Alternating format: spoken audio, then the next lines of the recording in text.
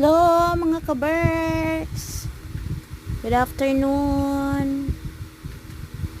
Yan. Ayos-ayos muna tayo ng buhok. Kasama pa sa work yung pag-ayos ng buhok. Practice lang to.